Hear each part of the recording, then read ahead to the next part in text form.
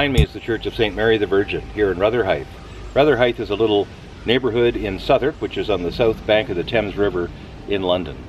On the 19th of February 1747, my 5th great grandmother, Anne Martha Applequest, was baptized at this church. Her parents got married across the river over at St. Catherine's by the Tower several years earlier. Anne Martha Applequest eventually married William Blackett here in London somewhere, and they moved to Prince Edward Island and founded a branch of the family that I now descend from. This church is also noteworthy as being the source neighborhood and church of the captain of the Mayflower.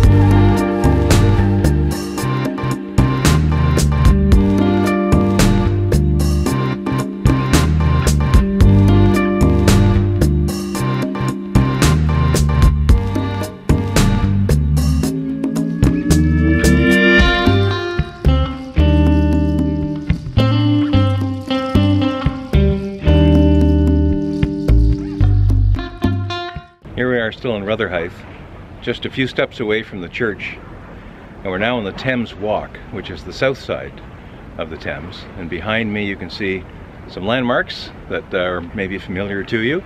We've got the Shard back there, we've got the Tower Bridge, and then over almost due north of us is Canary Wharf, and then back there is the Gherkin, I think, and a few other buildings that we may or may not get close enough to see. Our next stop is a place called Cathay Road, which used to be called Love Lane. And along the Thames Walk, I can't stop without marveling at the fact that there are palm trees there. It doesn't get much cooler than that.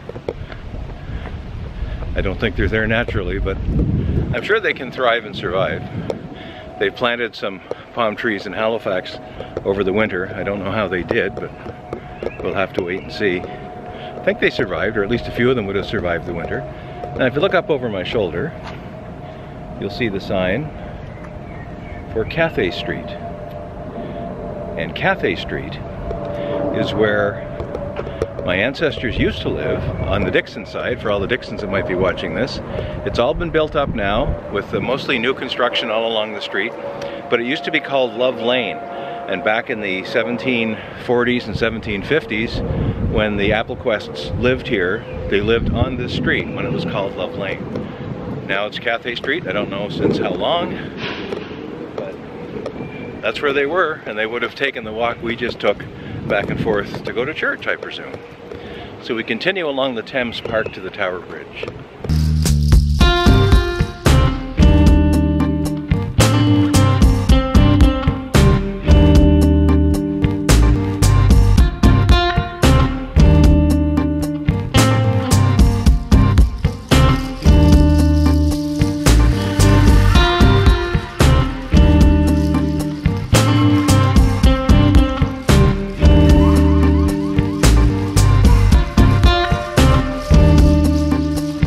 Well, we're back after another great afternoon and I guess late morning of touring around.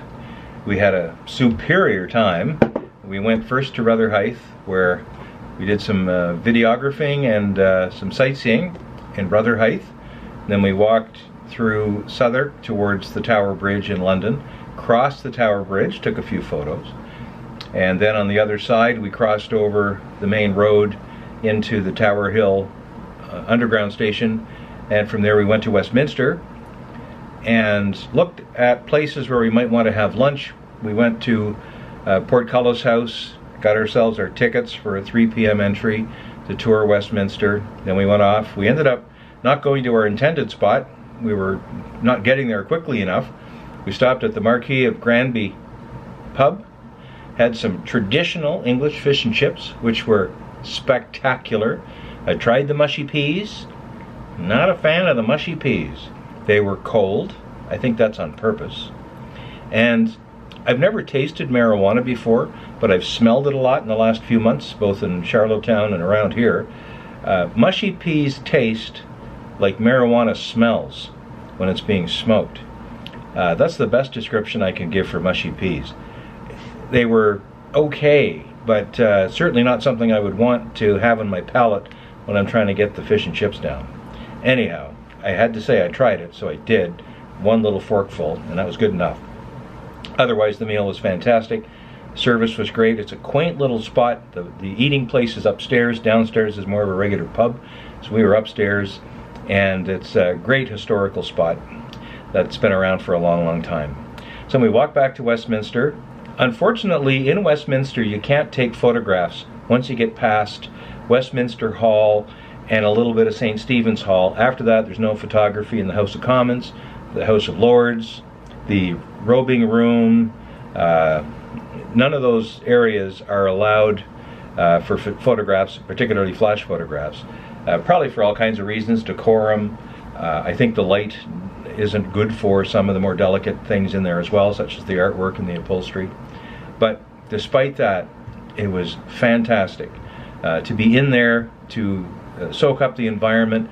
They actually let the visitors walk on the floor of the House of Commons and also the floor of the House of Lords. For me, being a former parliamentarian on the Commons side of things, not so much on the executive or the higher side, the House of Commons was my big hit for the day.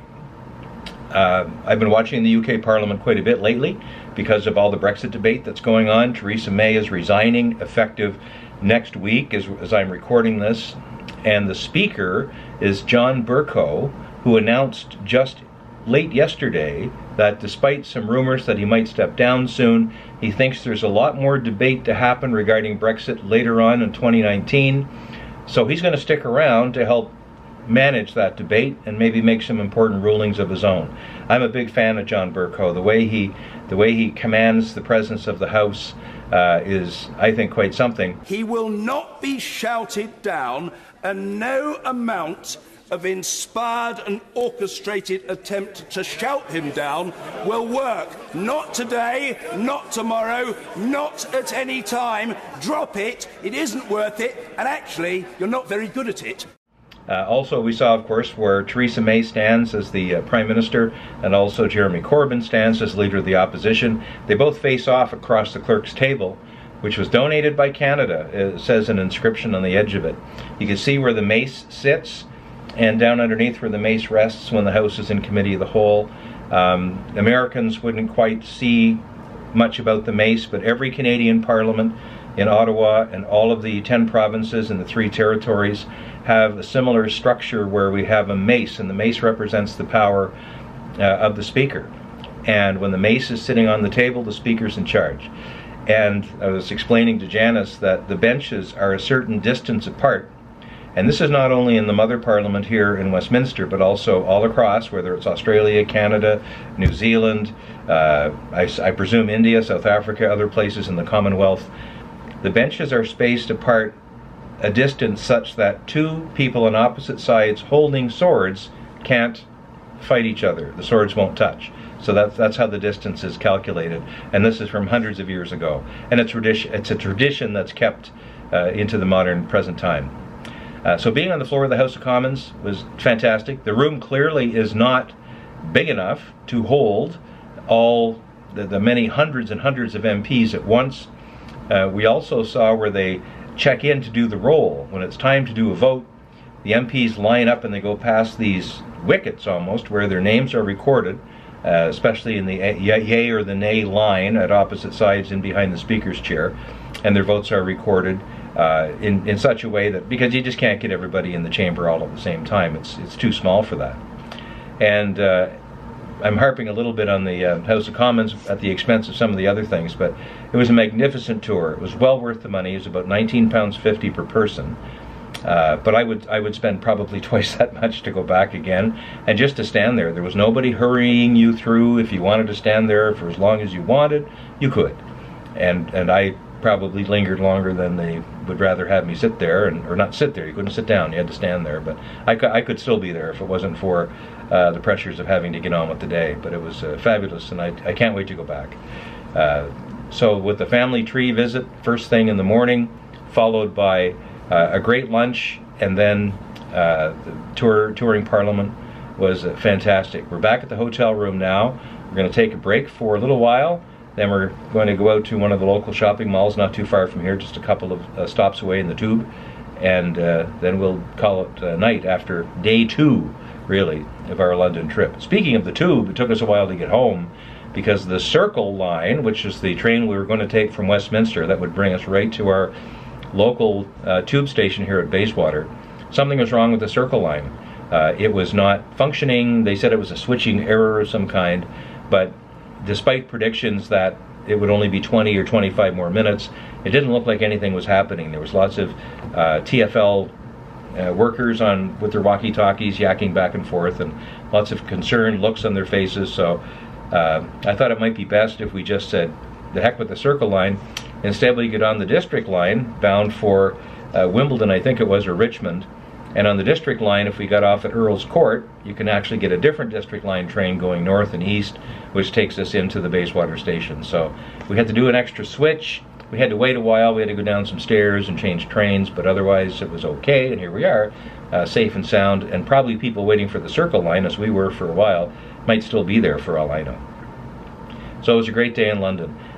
I can't say enough about the efficiency of the Underground. It's absolutely amazing. It's very efficient. It's very affordable, because when you use your Underground card, your TfL Oyster card, it looks like this for visitors. We have one that's made for tourists, and it doesn't look like the kind you can get here, but they all work the same way. It's basically got an RFID chip inside. You have money on the card that's loaded on. You tap it on a surface, the gates open, and then you go. And what that does is it opens your journey. It starts your trip. The only way they know where you got off is if you tap again on the way out. So if you only go 2 or 3 stations and don't cross over an important, costly zone line or something like that, you can have a fairly cheap trip. If you don't tap out on the way out, and it's pretty hard to get out without tapping, but a lot of people somehow do it, I guess. What they do is they have to charge you for the entire length of your journey because they don't know where you got off. You pay basically by how many stops you use and what zones you cross. So having an Oyster card is not only important to get into the subway, it's also very important to use to get out of the subway, to close off your journey. You can always check your Oyster card's balance at any of the pay machines. In our case this morning, we went for a whole day yesterday, and we had accumulated less than £10 on what was originally a 20-pound loaded Oyster card that we had purchased in Canada. So we wanted to not run out today on our trip. They will cap it at a certain amount. I don't know the exact pound amount right now, but at least on the tourist Oyster card, and I think everybody's, once you use it enough times during the day, it stops charging. It still lets you in and out, but it doesn't accumulate more money or take more off your balance. They don't whack you every single time you use it if you use it often during one single calendar day. So we added £5 each on our cards. It brought it up to £16 and 10 or something like that. So we should have enough to get us all through tomorrow, and then also enough to ride on the Oyster card when we come back in through London in a week and a half on the day before we fly back home to Canada. So congratulations to TfL for designing an amazingly efficient system. I got thinking on the way through, we've got a pretty crowded train that first run on the Circle line. And I got thinking, if everybody on that train, and all the trains that went by full of people, if they were all taking cars to get home at the end of the day instead of the train, what would the streets be like up top? They would just be chaos, total chaos, and nobody would get anywhere. So I think the invention of the tube hundreds of years ago really has saved this and other cities and turned them into functioning metropolises that would not be possible were it just for cars only, from the horse and buggy days on to the present day. And this is different. We've traveled now the New York subway. I've been on the TTC in Toronto. As a kid, of course, rode the Montreal subways a lot. This seems to be the best of the ones I've seen. The platforms are easily accessible. Some don't have elevators or escalators. You have to do some stair climbing up and down. But if you know your way around, and we don't, you can choose stations that have proper accessible lifts and escalators to get around a little bit easier. But it's a fantastic system. It works really well, and it moves literally millions of people around this city every day with hardly a hitch. And when there is a hitch, like there was for us in the Circle Line today, that hitch can be resolved by pivoting, being agile, and making alternate arrangements. And we just hopped on a different train. I looked at the map. We could change at a different station and still get to where we were going, and of course it worked, and here we are. So good for London. Tomorrow, more touring around. We're doing Greenwich, to see the observatory and the museum and the Prime Meridian, which is a big thing for me. We're also going to Hampton Court Palace, across the river from Richmond, and that will probably take up most of the day tomorrow because those two places are fairly far apart. It takes around an hour to get between them, and takes about half an hour to get to each of them, depending which direction we start off in first. So if we do one of them all morning and the other one all afternoon, we'll probably be pretty well set for a rest tomorrow evening before we pack our bags and head out on the train for Southport on Friday.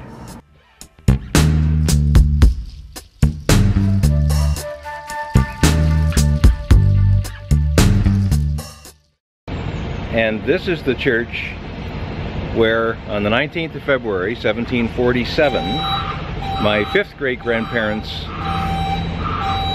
one of my fifth great grandparents was baptized right here in this church.